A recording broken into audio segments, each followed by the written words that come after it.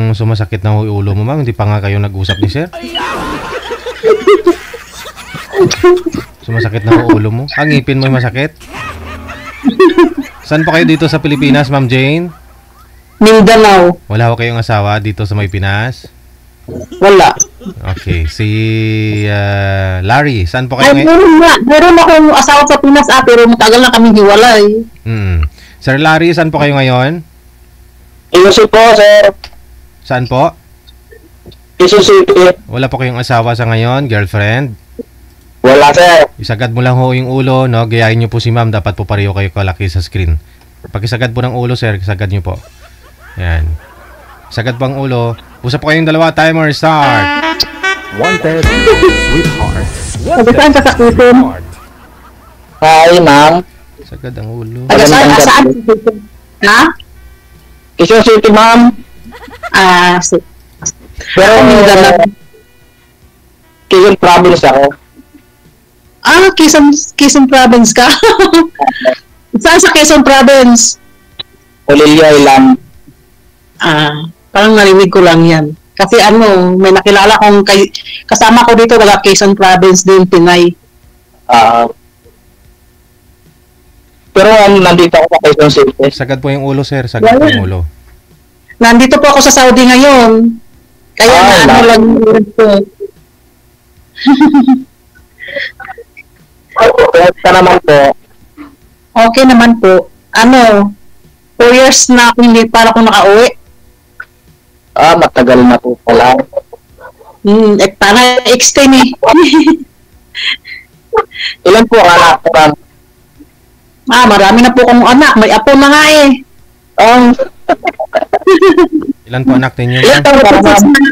36 na. Tapos may na ako, may apo isa. Yung pangatlo kong pero yung nasa akin, 2 lang yung nasa akin kasi may asawa na yung iba. Ako 46 din, isang anak. Ha? 46? Pareho tayo. Bata pa na ako, 17 years old pa lang. Bata pa ako. Yung may bunso naman ako na nag-aral pa, siya, grade 8 pa, at saka yung isa naman, first year college. Yun ang pinapag-aral ko.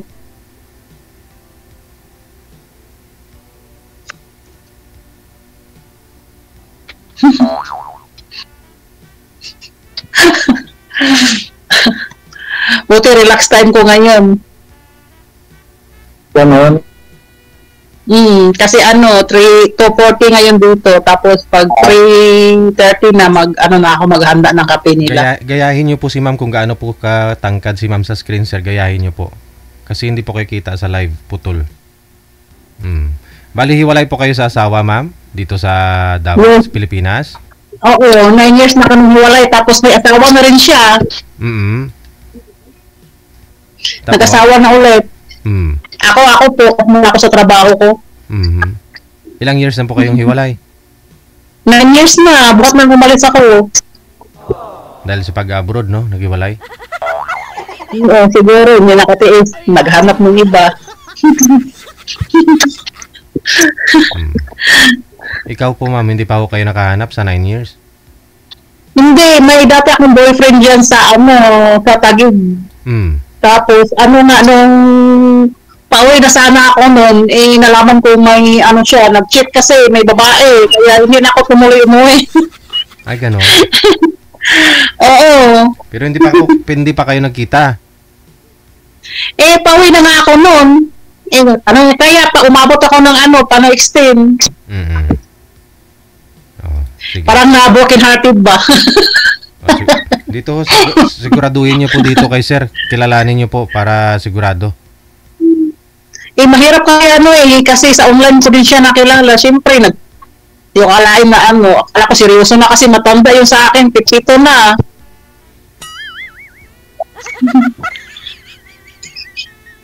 Kayo po, sir, hiwalay din sa asawa, sir? Hiwalay po ako sa kapitbahay ko dati. 14 years. Paki-explain.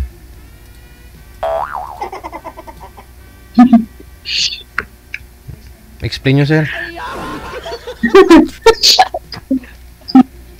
ano lang ito, naghiwalay lang kami nung nakalit.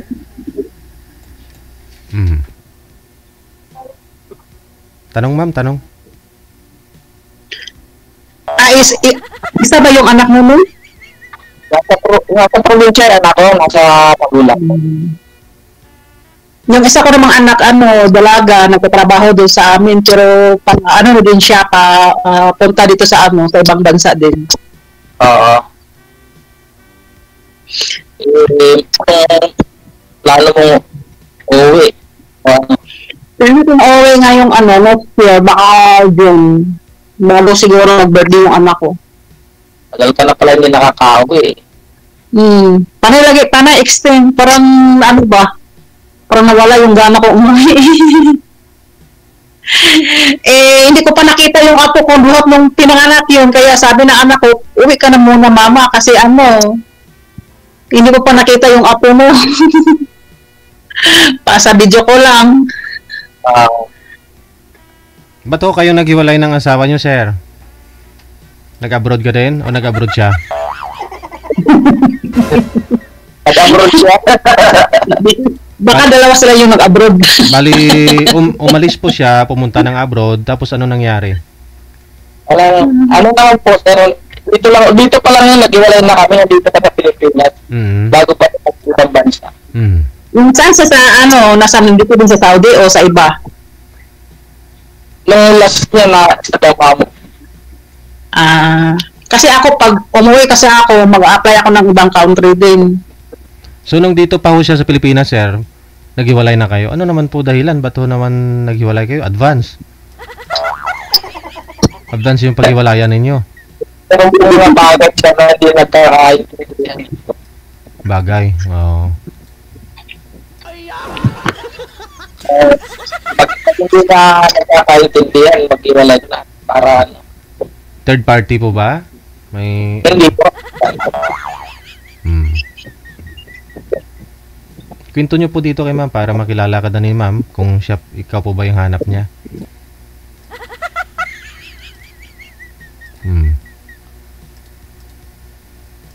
Siyempre naghahanap ng malay natin dito makita. Oo, siyempre naman kanahin yung parang patandaan na siyempre nangailangan ng may katuwang sa buhay, may kasama sa buhay. Sino po na matanda, nagkakaidat lang.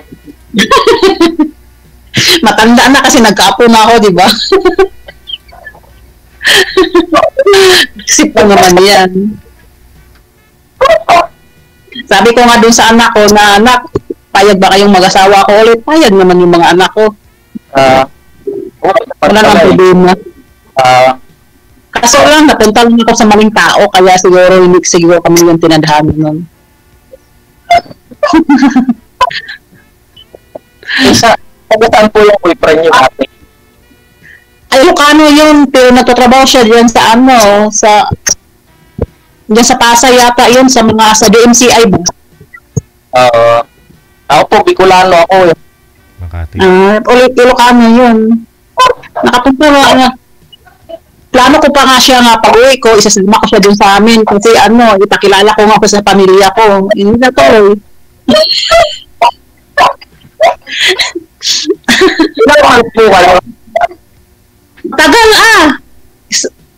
Tagal 3 taon nun. LDR kami eh. 3?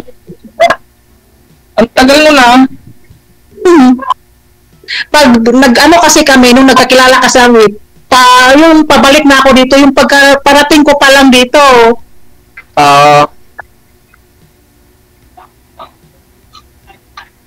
Pero bago kasi ako nakipag-relasyon dun sa kanya, muna yung yung sa niya, yung ba talaga yung niya, totoo bang hiwalay.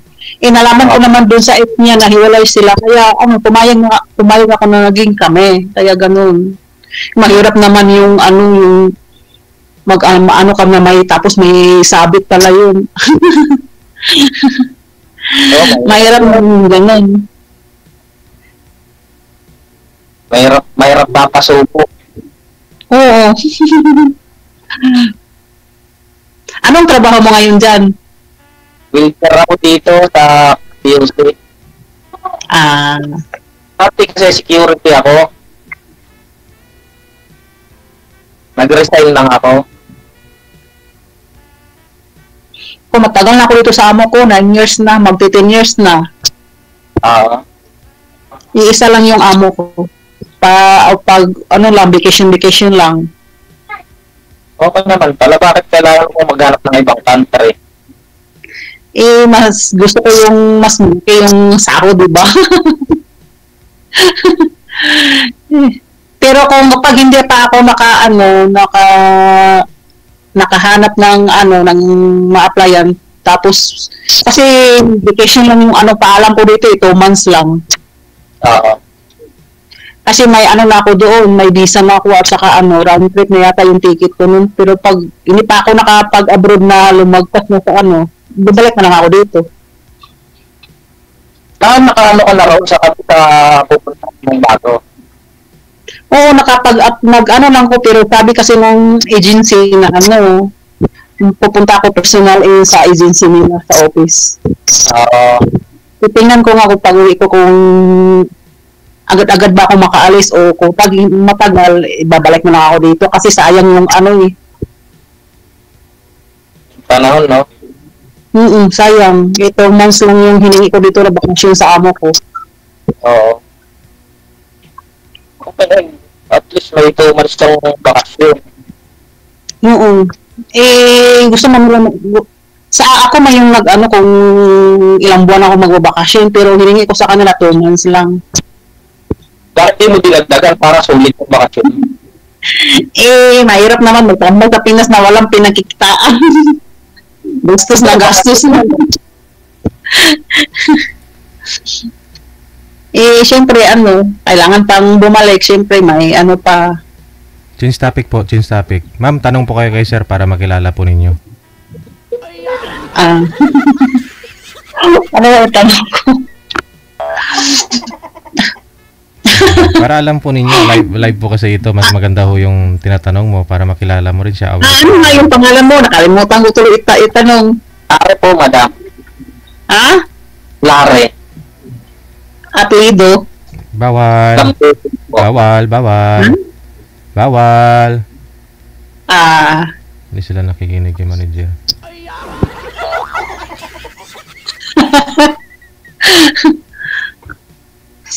Ikaw, baka makinig tanong ka pa.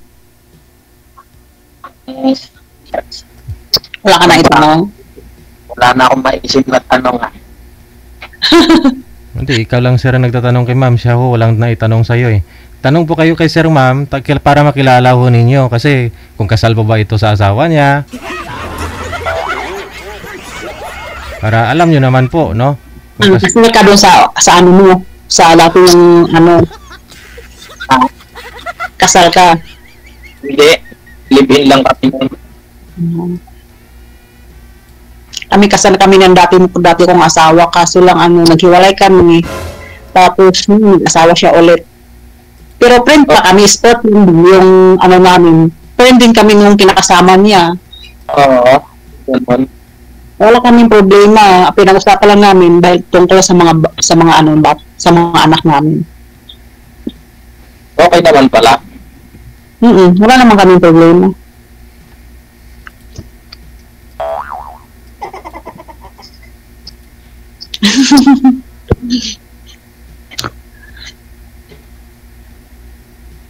Si Sir po, may problema sila ng asawa niya kasi sabi niya naghiwalay dahil may problema. Tanungin mo oo mo. Sino bang sino bang may problema? Siya o ikaw? Baka iwalay lang naman ngayon. Huwag na natin pag-usapan yung iwalayan.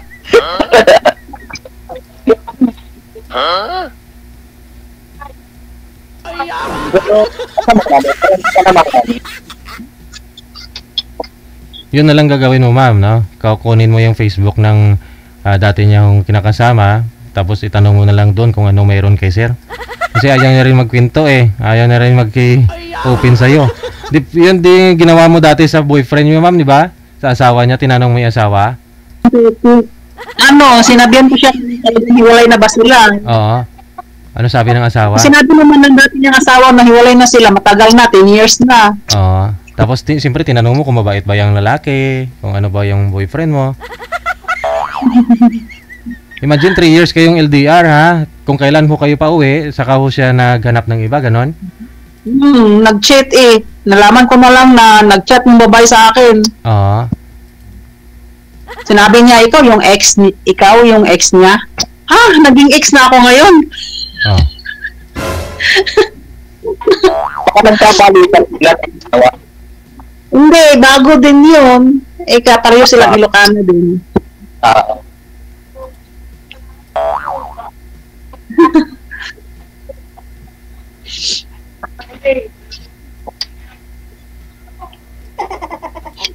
Gusto ko talagang yung malaman ko ba na baka may sabit, ayoko kasing nakakasira ng pamilya ng ibang tao. Tanungin mo si Sir, ma'am. Siyempre, babae din ako eh. Siyempre, ramdam ko yung masasaktan, yung masira yung pamilya ba.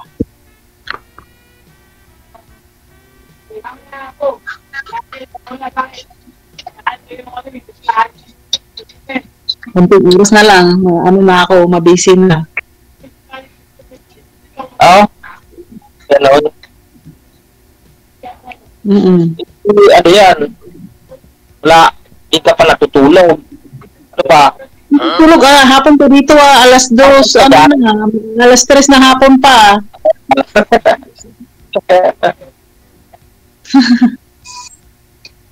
Mabuti may break ka ng ganyan. Hindi, kapag magtipos kasi ng tanghalian namin, relax time ko na. Tapos, mag-alas 3 na, mag-prepare na ako ng kape nila kasi magkakapiyan sila.